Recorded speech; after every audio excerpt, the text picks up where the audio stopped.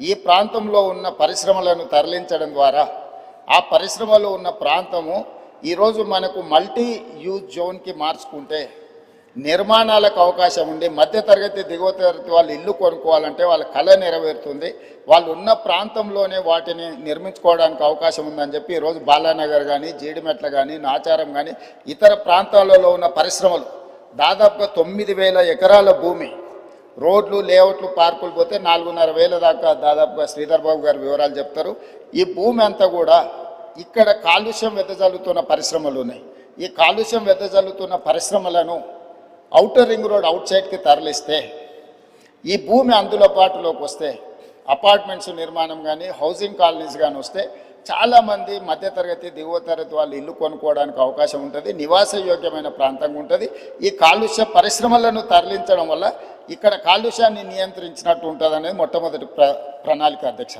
అదేవిధంగా రోడ్లను 3 రకాలుగా విభజించినాం అధ్యక్ష. 1 under pass, 2 surface, 3 elevated corridors.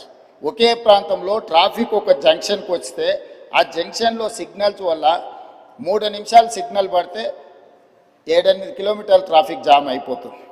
అందుకోసమని ఈ ట్రాఫిక్ నుంచి నిరంతరం ప్రయాణం జరిగేటట్టే ఉండాలి.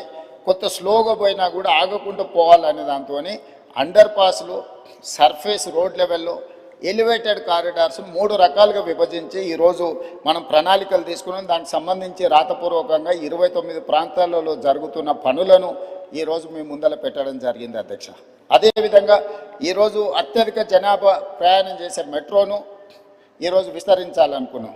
మెట్రోను విస్తరించడానికి ఈరోజు ప్రయత్నం చేస్తే ఎల్లంటి మేము ఈ వ్యాపారంలో ఉండదలుచుకోలేదు, విస్తరణకు మేము అనుకూలం కాదు అని తేల్చాను. కేంద్ర ప్రభుత్వం ఏం నిబంధన పెట్టిందంటే మీరు విస్తరణకు ఎల్లంటి అయినా ముందుకు రావాలి, లేదు అంటే ఆ ఎల్లంటి సంస్థను రాష్ట్ర ప్రభుత్వం అయినా స్వాధీనం చేసుకోవాలి. రాష్ట్ర ప్రభుత్వం కొంత, ఎల్లంటి కొంత నిర్వహిస్తే నిర్వహణలో సమస్యలు వస్తాయి. ఆ తర్వాత ఈ ప్రాజెక్టు ప్రయోజనం లేకుండా పోతుందని చెప్పి కేంద్ర ప్రభుత్వం నిబంధన పెట్టడంతో ఈరోజు ఎల్ఎన్టీతో మాట్లాడి చర్చలు చేసి ఒక ఆఫీసర్స్ కమిటీ, ఒక క్యాబినెట్ సబ్ కమిటీని వేసి ఈరోజు మెట్రోను రాష్ట్ర ప్రభుత్వమే స్వాధీనం చేసుకొని దాదాపుగా 15,000 కోట్ల రూపాయలతో ఈరోజు మెట్రోను రాష్ట్ర ప్రభుత్వమే స్వాధీనం చేసుకొని ఇంకొక 76 కిలోమీటర్లు మొదటి విడతగా మెట్రోను విస్తరించుకోవడం ద్వారా ఈరోజు చాలా దగ్గర లాస్ట్ మైల్ కనెక్టివిటీ మిస్ అయింది అధ్యక్ష.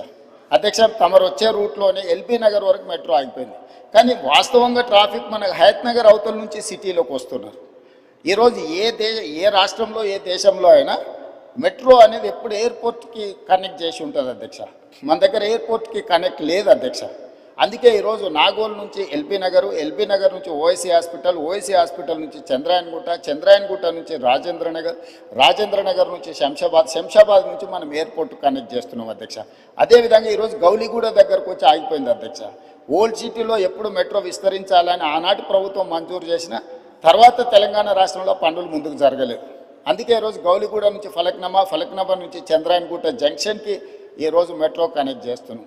ఐటీ పరిశ్రమలు ఉన్న ప్రాంతం రాయదుర్గం వరకు మెట్రో వచ్చింది. కానీ ఫైనాన్షియల్ డిస్ట్రిక్ట్, అదేవిధంగా నియోపోలిస్లో ఈరోజు లక్షలాది మంది ఐటీ ఉద్యోగులు పనిచేస్తున్నారు.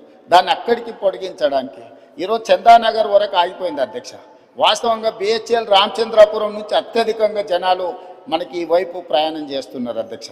ఇట్లా ప్రతి దగ్గర లాస్ట్ మైల్ కనెక్టివిటీ ఎక్కడెక్కడైతే లేదో ఈరోజు ఆ లాస్ట్ మైల్ కనెక్టివిటీని విస్తరణ 2వ విడత కింద ఈరోజు మెట్రోను విస్తరించడం ద్వారా ఈ ప్రాంతంలో నివసించే ప్రతి వాళ్లకు, విద్యార్థులకు కావచ్చు, ఉద్యోగస్తులకు కావచ్చు, ఈ ప్రాంత ప్రజలకు 76 కిలోమీటర్లు 24,000 కోట్ల రూపాయలతో నిర్మాణం చేయడానికి అన్ని ప్రతిపాదనలు సిద్ధమైనాయి.